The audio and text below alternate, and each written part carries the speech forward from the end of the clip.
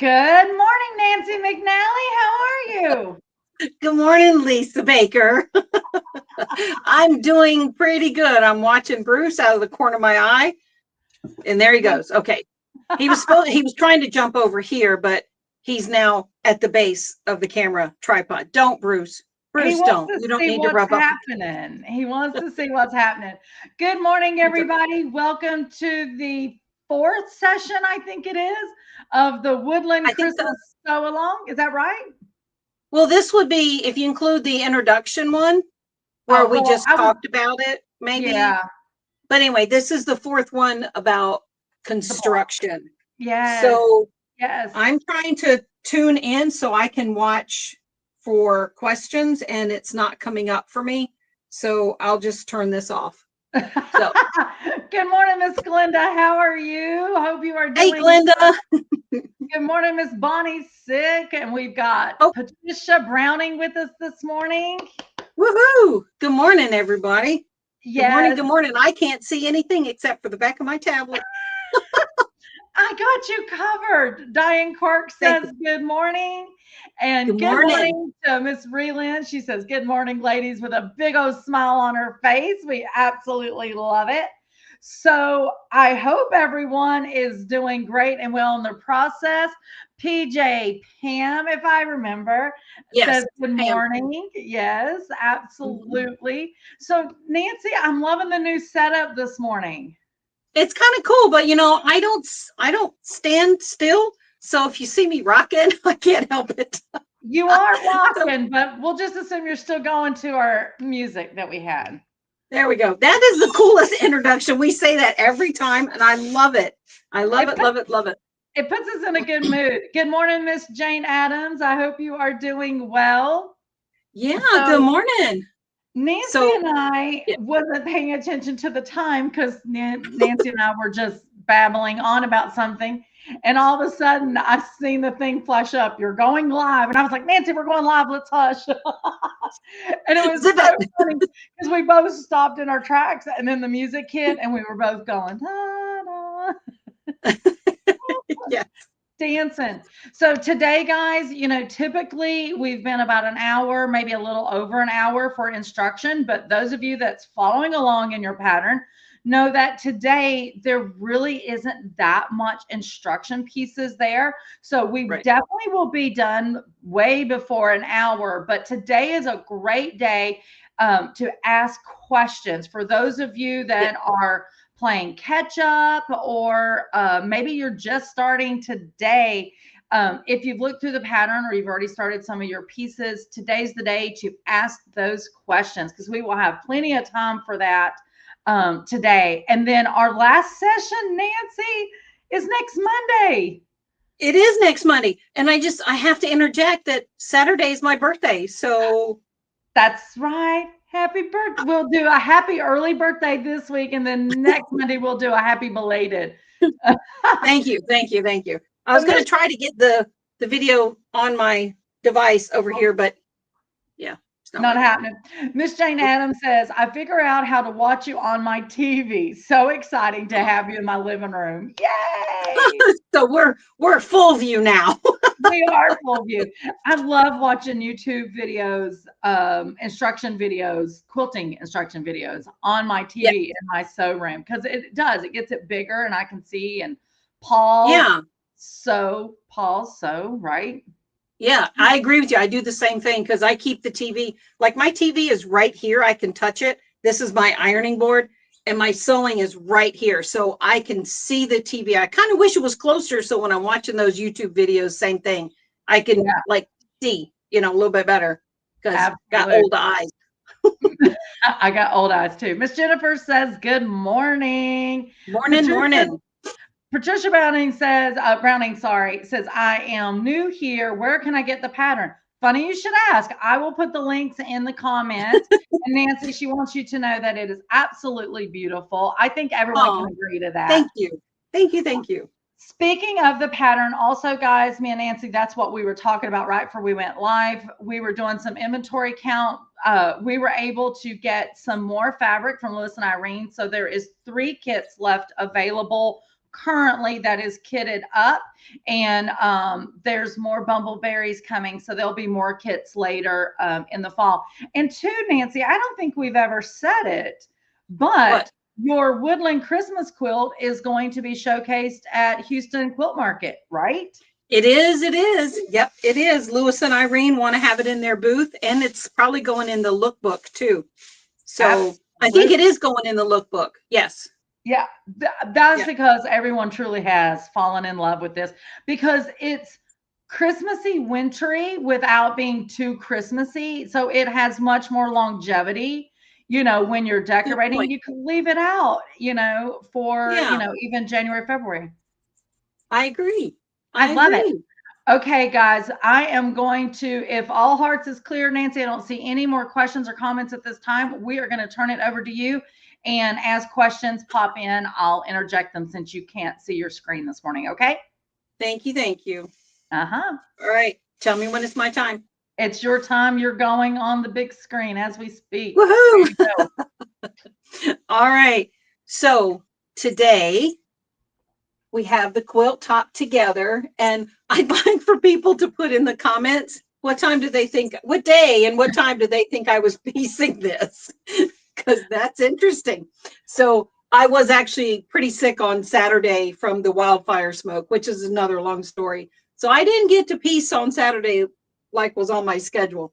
So, but today we're going to talk about our outer border. You should have been able to get all of this together. If you haven't done that yet, when you put this together on your pattern page that is not in front of me, I apologize, it will tell you what the size this quilt should be. Measure the quilt top before you begin making these, your strip sets, your strip border set with your little 9-patch corners. So I actually have one here. These, before you start making these, it needs to be the correct size so that these borders will fit. Now, I'm going to tell you a little bit what I did for my borders. So the border strips are actually shorter than what the quilt is. So, you have to join to make a longer strip. So this is not in the pattern. So what I did, if you notice in the dark green cutting section, it says to cut 5 of these. Yes, you're still cutting 5. And then these, I believe, what did it? I don't remember the number. 2, 4, 6, 8. Maybe said to cut 10. Yeah, that would make sense. 10. So what I did was I cut 2 of the background, the cream colors. I took 2 of those and I cut them into 4 10-inch and by length. Actually, it was more like 10.5 in length, so that I could just join right to these and make one longer strip. And the extra green one, that was the 5th strip, I also cut it into 4 by 10-inch. So the width is 1.5 and the length was like 10.5. And I just joined these together so that when I went to trim these to size, they fit easier. I didn't want this massive strip. You know how when you make binding and the strip is just so long, it's like, what am I going to do with all this stuff is laying in my lap? So for this one, because the borders aren't that large, as in length, I just joined them. See, like here's the seam right here. So this is the 10-inch piece, and I trimmed it to the size that it says in the pattern. Nancy, okay. Show on the other corner if you don't care, because the corner you're pointing to is where we have our graphic. Okay. This one over here. Oh, yeah. But you know what? Here it is right here. Can you see it if I do that?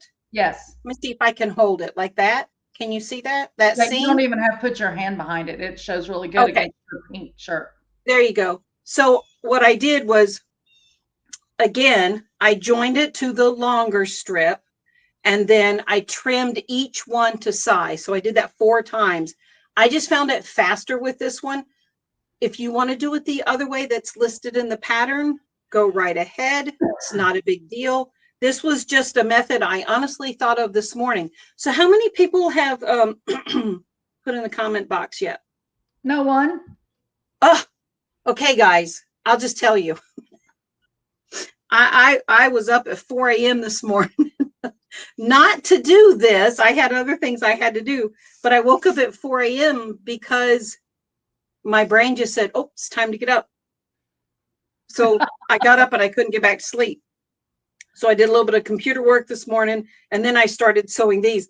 I didn't finish sewing all of this together, and these are just laid on the wall. They are not sewn to the quilt yet. So they're just on the wall. So I didn't finish sewing all of this, including these borders, until 8 minutes after 10. No, I said that backwards. 8:10. Totally said that backwards. 10 minutes after 8 o'clock this morning. So you put all your blocks together this morning? Yes, because I wanted to be able to show how this fits to there. So because these have to fit. I'm going to pull this one off. This doesn't have the 9 patches sewn onto the corners or the edge. Yes. It fits perfectly. And that's what your goal is. Do not take these without trimming them and attach them to your quilt, because that actually causes wavy borders. And as a long arm quilter, I see that all the time. You need to cut these to size. So you're going to measure your quilt and then trim it to size.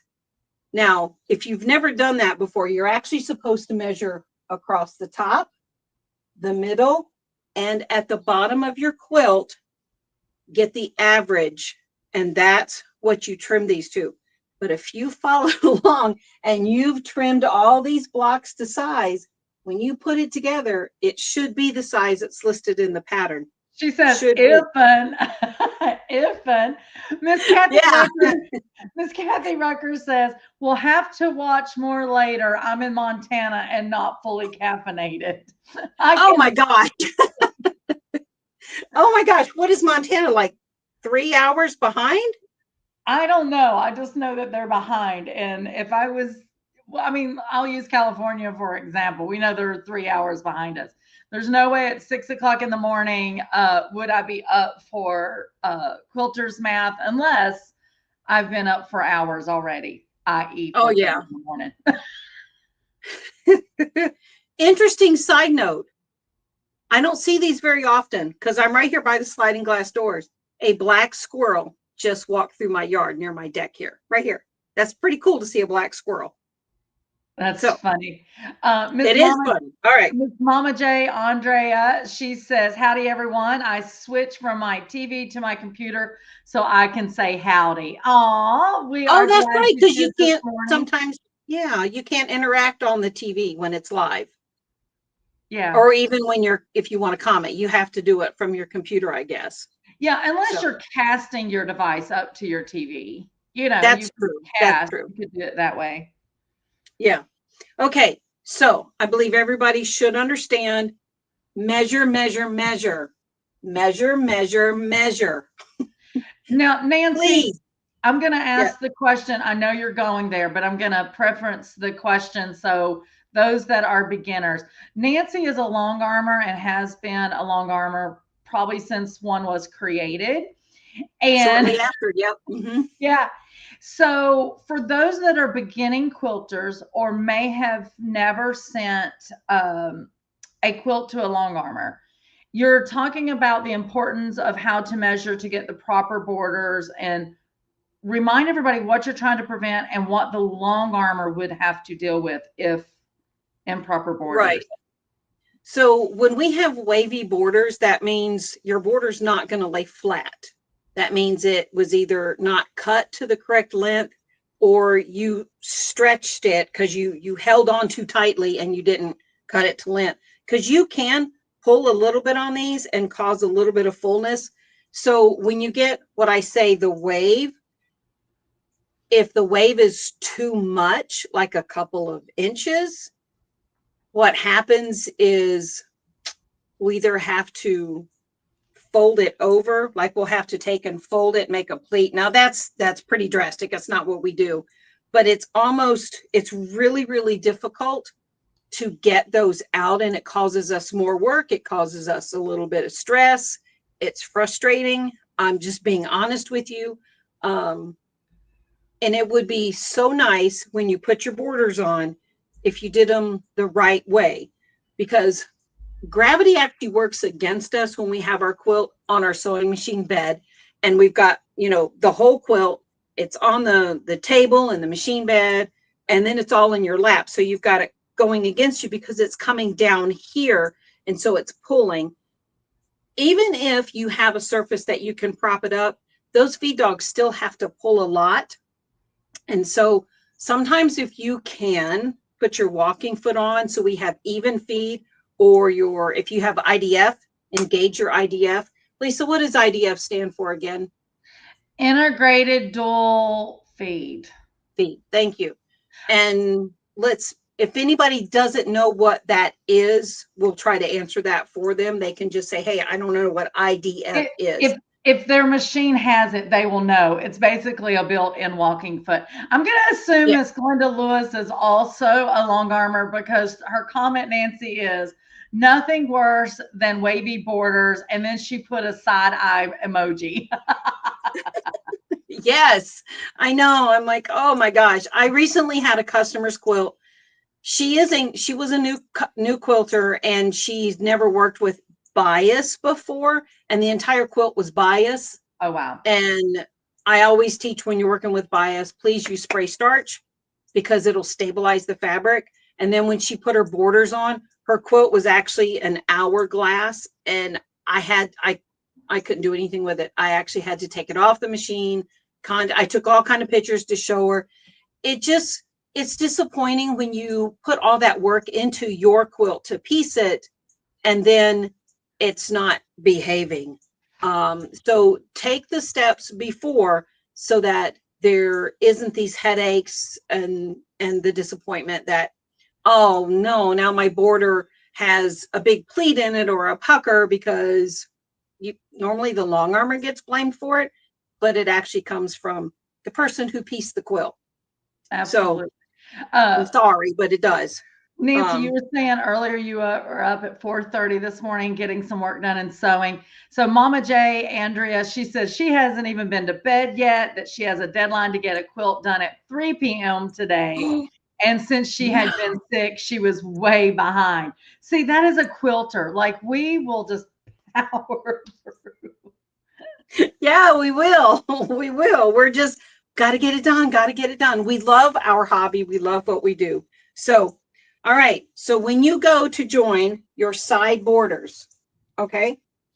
Now, if I could put this here and show you, I would. But what you want to do is you want to take your border, you want to fold it in half. So this is the raw edge, the open end over here. And here's my center.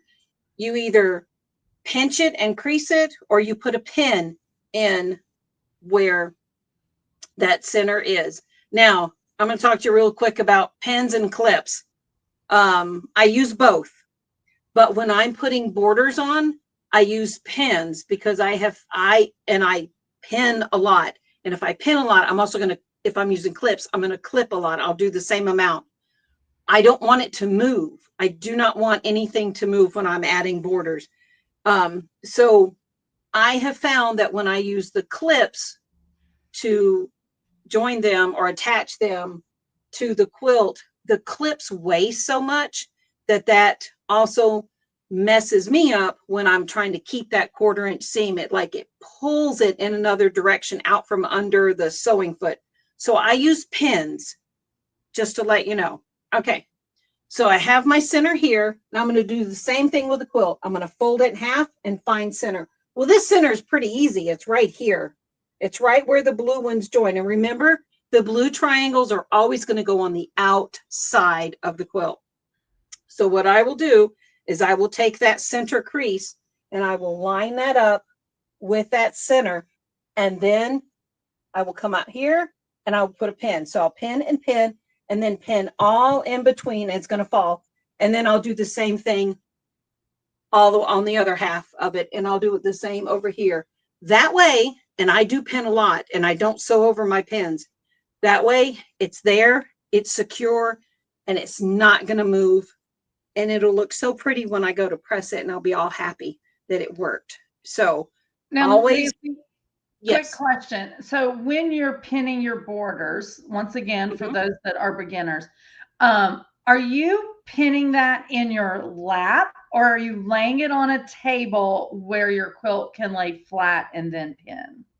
Depends on what size quilt. If it's like a little small one, like something like about maybe 36, I'll pin it in my lap.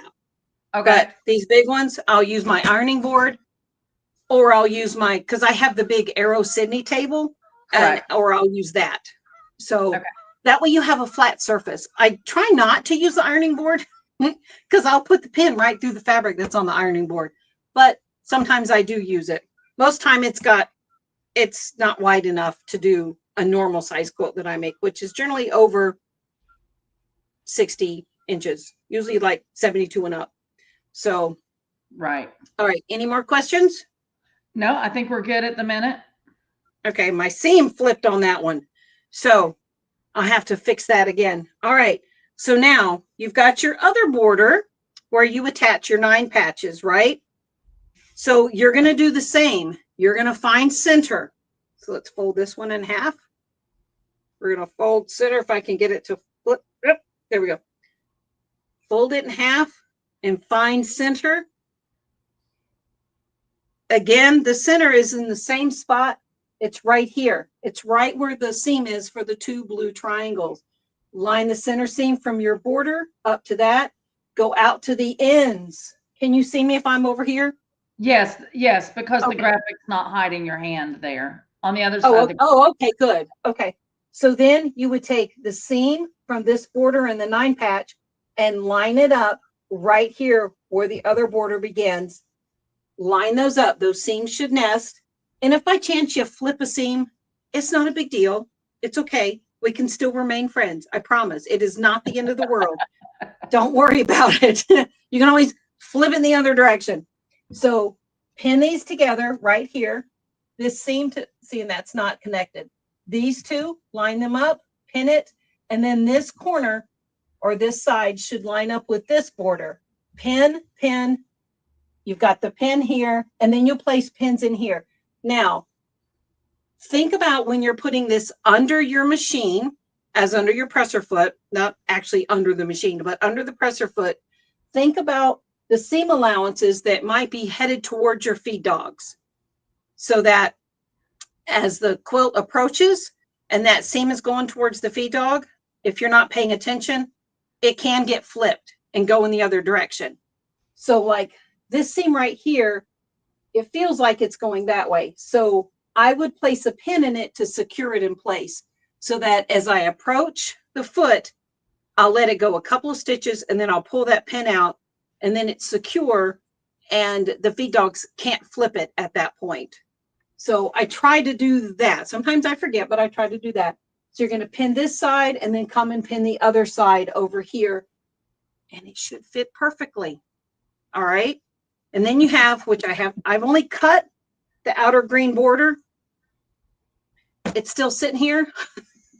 So I have to join these and then I'm going to pull all this together, but I'm still going to do it the same way. I find center, I cut it to size, find center, and pin it in place. And I use pins. Any questions? No, I think this bunch is such a pro. No questions thus far. I think you've explained everything really well and emphasized the importance on the size measurements of your borders and not always going with what a pattern says, but actually measuring that quilt in numerous places. Yeah. Please absolutely. Measure. Please measure. Yeah. Now, one time I did it a long time ago. I did measure the 3. And instead of doing the average, like I had one, I don't know which border it was, but it was actually like a 1/2 inch, one side was a 1/2 inch bigger than what it was supposed to be. So before I did anything, I went and looked at the back of my quilt and found any and all seams that were not a 1/4 inch. And then I quickly went in there and fixed that. and that brought it down to size. So Yes. try that also, because it shouldn't be, everything should go together nicely. These should nest nicely. These right here, all, and these. So make sure when you're pulling all this together that you're pinning these, because these are going in opposite directions. I think these are open. Again, I don't have my pattern in front of me, but these are going to nest. These are going to nest, and I would put a pin here, here, here, here, here, and here, and here. I know I pin a lot, but because this fabric or a quilt, it will move underneath and you won't know it. So, and sometimes I do even the put a same pin. thing, Nancy. When I'm joining my Yeah. rows, anywhere it should be appropriate lineup. Yeah, I mean, I don't use pins. I'm a clipper, but I make sure I hit all of those because sure as you don't, one of them will get off for sure. Yeah. And Miss KD says, good morning. And then Andrea says, that quilt will be a good one for me to use a mitered border on for the final border. Yes. Oh, yes. Do I did that. not do a mitered border, but yes, you could. I didn't do a mitered border. That's like another whole skill set. It's not hard, but it's just something you definitely do want to learn. And when you're ready for it, give it a try, especially if you've got like a floral or a special type of printed fabric to come to that angle. You want that to look really, really, really, really cool, because that's what that miter does. Yeah, I don't use clips when the border comes because they're too heavy. I get them snagged and so it doesn't work for me. That's what I was gonna say. I'm only gonna do a mitered border when the fabric calls for it. You know, like you said, that big floral or something. I stay away if I can from mitered borders. Yeah. And I knew I was waiting for Diane Quirk to chime in because you kept going pins, pins, pins, and you know the war is real. And Diane says pinning helps for sure. I know that's a dig of pins versus clips. I got you this morning, Diane. So, all right. On the next video, my goal is, if everything works out this week, gosh, I hope it does, this will be quilted, put together and quilted. And I want to show how I machine bind. And we have all these beautiful stitches in our machine. And if you would like to go in and embellish your quilt before it's quilted, by all means do it. We've got so many pretty character, some people call them embroidery stitches, but there's so much out there that we can use our machines for. And if you want to do that, go for it. So, a couple of products that we've talked about. Lisa, you've got these in your shop, which are the pressing pins. Yes, I do. And I'm putting a link in the comments for that. Those really helped on, well, on pretty much all of these blocks for me. Yes, yes. So here's what the pin looks like. And so it has a felt tip. Let's see if I do this, if you can see it. So it has a felt tip, and this is the refill bottle. And it's easy to refill, but you just take it and you just push down to get the liquid to come out, and you push it right on you spread the liquid out on your seams, and then use that wonderful hot iron, and it just makes those seams lay down and behave. So flat, so amazing. Yes. Yes, I love this product. Absolutely love this product. I had a friend over sewing on Friday. She'd never heard of this stuff. And so I showed her how it worked, and she's like, "Oh, I think I'm going to have to get some." Yeah, definitely. Diane did chime in. She said, no war, just friendly banter. Absolutely and always. Mama J, Miss Andre said, I will be hand quilting this one. It is for me, and I love your pattern, Nancy. Oh, thank you. I would love to see it hand quilted. I think it would be gorgeous hand quilted. Yes. Absolutely. Oh, yeah. Miss Jane Adams says, can you teach us how to embellish? See, Nancy loves when y'all give her suggestions she can just put them in her queue, and somewhere down the line, you never know what video is coming out. So yeah, that's good. She plots and plans her videos almost a year in advance. So hold to that, Jane. You never know. I would like to do it sooner rather than later, honestly, because I love this, and I think that we could do something really pretty in here, and in here, just to embellish it a little bit. Because not only do I love fabric, but I also love threads, and I have a lot of pretty threads, a lot, and I'm like itching to use them. Absolutely. So, She says, thank you. Jane Addams says, thank you. She goes, lacking confidence with a new machine. I will tell you, Jane, the best way to gain confidence, and this is what I teach everyone when they buy a new machine from me, the computerized ones where you've got all of these great novelty stitches and stuff. Literally start playing and make you what I call a stitch book. Cut you some fabric that is about a 10 by 12 or something like that piece of fabric, like a sheet of paper almost. And then if they require stabilizer, put your stabilizer on the back. Anyway, start on your first menu of stitches, pull out about 8 to 10 that maybe you haven't used, stitch just straight lines of those, and do this on a pale pastel light solid fabric. And then once you're done with that quote unquote sheet of stitches, take your Sharpie marker or something and write on there that that's stitch A4 and this one is A8, and do that like once a week or something, or maybe twice a week from all of your stitch menus. Don't stitch out every stitch, just stitch out some that's interesting to you that you maybe never done before, because then you can use those stitch sheets, if you will, for reference when you want to use them in something such as what Nancy's talking about. So let's pretend a section that Nancy's referring to on the quilt, if you measure that, it's a 8-inch section, right? So if you go to your stitch book and there's this cute little snowflake stitch that you have, and you know if you do 2 snowflakes, because you can measure it on your stitch sheets that you've done, 2 snowflakes equal 2 inches. Well, then you know to do that 8-inch section that she needs,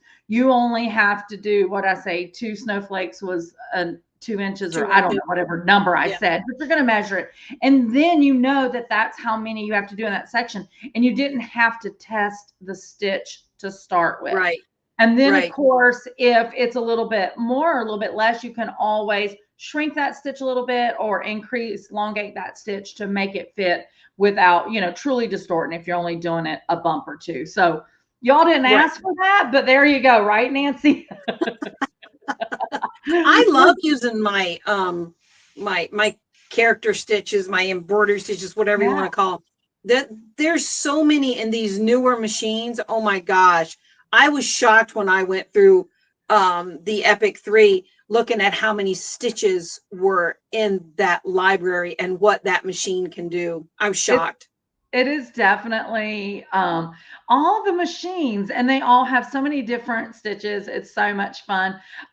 Miss Bonnie Six said, I'm with Nancy, sometimes pins, sometimes clips for sure. Jane Addams says, would you do it with color threads, Nancy? What is your thought on that? I love variegated threads. So you have to, I would definitely, here's what I would do first. Let's say you want to embellish the middle log in here just to add some visual interest. You have to decide right then and there, do I want to add texture or am I adding color? Correct. Texture will be using the same thread color that will just blend in and you'll see it. But if you want to draw the eye to it and add more color, then that's when you use colored threads, like a variegated thread or even metallic threads. Now, I haven't worked with metallic threads. I do have them. I don't believe I have the right machine needles for those yet. I might do that one day. So that's what I would do. I would take and put a line of stitches here in that middle section. So it's the medium green. And that just adds a little bit of visual interest. And for me, I'm pretty certain I would use just a color right now, unless I have like a pastel color that would just offer a little hint of color that doesn't draw the eye out from the quilt, and you can only focus on that in all the four corners, because you want to balance it and you don't want to draw away from the entire quilt. So remember that. Yeah, you made a great point. Anytime you're thinking thread colors or even quilt designs, if you are sending it to your long arm, you do have to ask yourself the questions. Are you wanting it to be the pizzazz, for lack of better words, or are you wanting to add just a little bit of texture? You know, do you want dense quilting, lightly quilted? I mean, there's so many different ways for so many different reasons. It's absolutely fabulous. Yes. Nancy, so Miss Gail Phillips says, I like to cut my borders on straight of grain. Does that mean I still have to cut to size? You probably don't. If no one understands what that means, you have your selvage edge, your outer edge of your fabric. So when 95% of people cut our borders from selvage to selvage. So that's the width of the fabric. When you cut it, the length, which is right along the selvage, that it's very sturdy. It's very straight. You can't stretch it, but you can't stretch that. But if this was not cut all on the straight of grain, you might have a problem, because your border will stay the size that it's supposed that you cut it at, but this is going to have a little bit of stretch to it. No matter what, the width has a little bit of stretch. It's not a whole lot. Right. It's not like bias, but it does have a little bit of give. So you might have an issue there. So I actually haven't done that in a long time. I know our dear friend Scott Flanagan will tell you in his patterns, if it says LOF, that abbreviation, then it's the length of, did I say F? Yeah, length of fabric. So we would have to ask him if that's what he does all the time. And I think he does. So he would be a better person to answer that question. Yeah, he's anybody normally else here. Chime in? Yeah, he's normally here. So he might be on the road. He might be on the road. But just so you know, Miss Jane Adams says, all good ideals, and thank you very much. Glenda wants to throw out there to you, Miss Nancy. She says, Nancy, we got a warning here in Northwest Pennsylvania about the smoke from the fires in Canada. So breathing warning. Yes, absolutely. I'm going to shut my door because I don't want to get sick again, because that's what I got sick from. I was outside all day Friday and Friday night, didn't get home till 10 o'clock at night. And I was so sick the next day, which was Saturday. It was not good. I didn't have a voice. The breathing was kind of not truly labored, but it was not comfortable. Let's just say that. And I had a headache. I was like, yeah, I'm down for the day. You were down. Miss Mary Jo says, good morning. I've had the worst time getting to comment on my platform this morning, but she wants, she says, but this has all been great information for her as a beginner quilter. So yay, glad about that. Mama J, Miss Andre says, thank you, ladies. Be blessed, less stress, and pet some fabric today. I'm back to my deadline quilting. I'm so glad you could pop in, Andre. I hope that you get that done and then get some sleep. I hope to get it done too. Yes, yes. So another thing that we talked about past couple of weeks is ironing. So here's my iron. I'm assuming you can see it. Yes, they can. Okay. So this is the reliable iron. I don't know what iron you have, Lisa, but this is the one that you said was at the Moda event. And I'm going to bring it over here. It is not a light iron as in weight by any means, because it has this cord, and this cord is what brings the water into this so you can have steam. So you have to have that, but it has this wonderful canister that I love.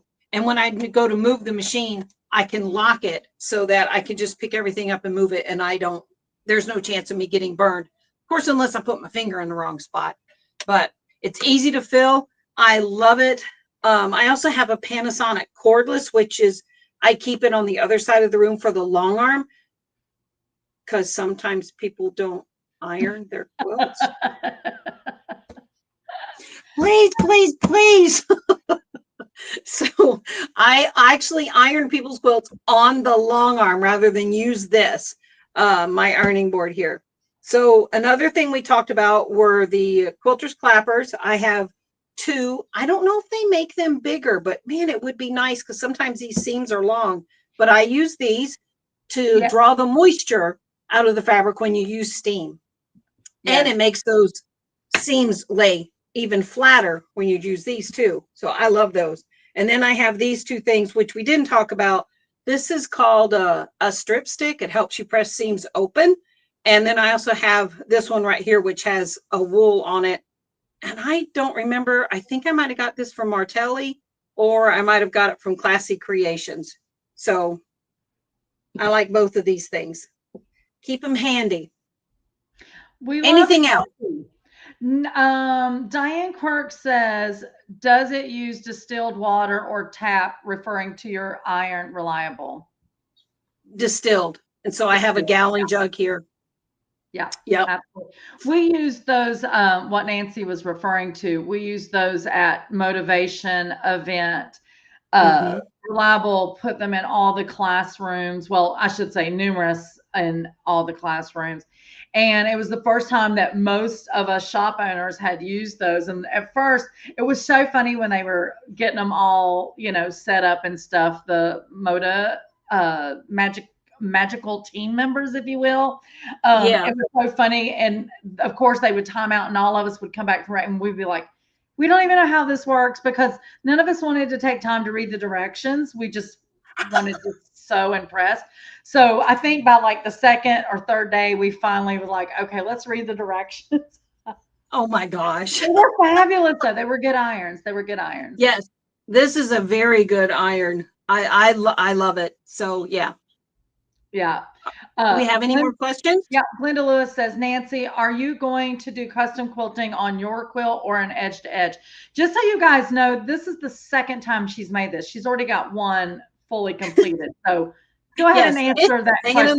Hanging in the other room.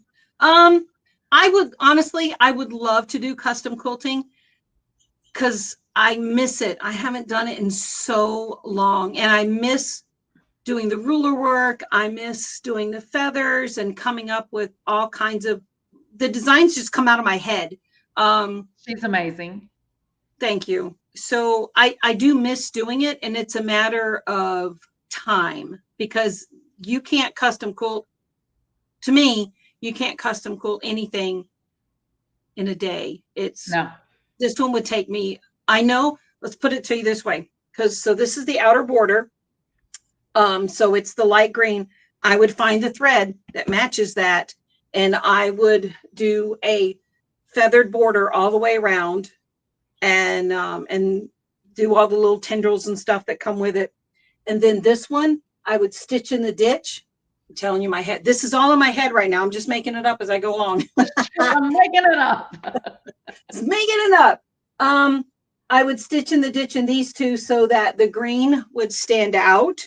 And I would probably do, because of the bubbles in the bumbleberry fabric, I would probably do continuous circles, going all the way across, or maybe like a ribbon that would just hold these in place so the green would show up. And then for the 9 patches, something simple, because I don't want to take away from those, I would just probably stitch in the ditch in these and let them be. Does that make sense? Yes. And maybe even, here it goes again, stitch on the diagonal in the background color so that the colors in the 9 patch would pop, so that the background sinks, and I can do even heavy quilting, like matchstick quilting, which is really, really tight lines. I would have to do something in here that allows the tree to stand out, but you still see the squares that create the circle. So now my mind won't stop now.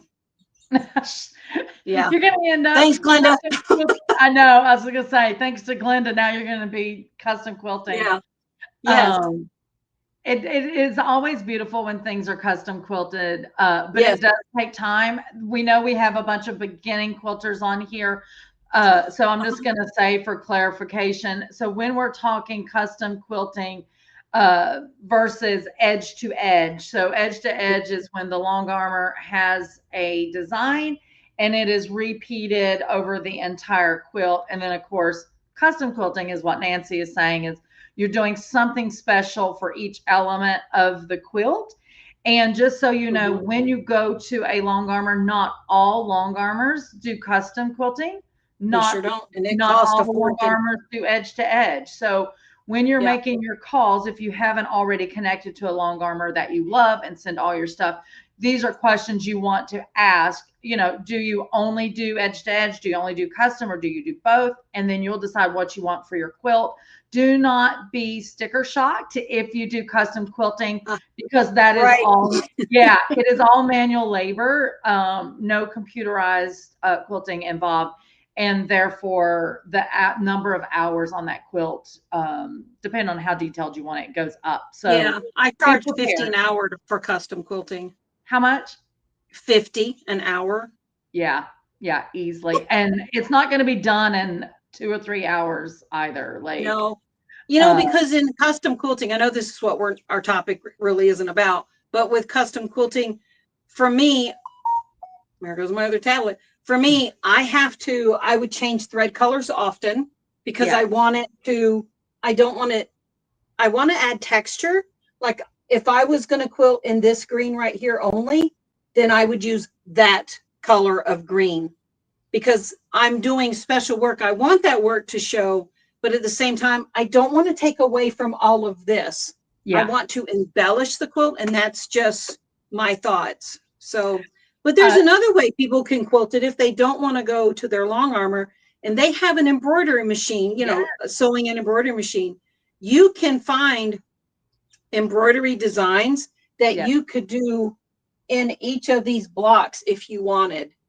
So it would just be a matter of having the right size hoop to make that happen. And there's nothing wrong with doing that. And what is the name of the program that you can, there's a book out and you might have it in your store, Lisa, that teaches you how to use your embroidery machine to do edge to edge. Yeah, I know what book you're referring to. I can't think of the name at the minute. And her name is Nancy, actually. There's tons of Nancy's. By the way, Glenda says, sorry for getting your brain going on custom quilting. Jane Adams says, I can only begin to imagine the thrill at designing this beautiful quilt. Well, thank you. Thank you.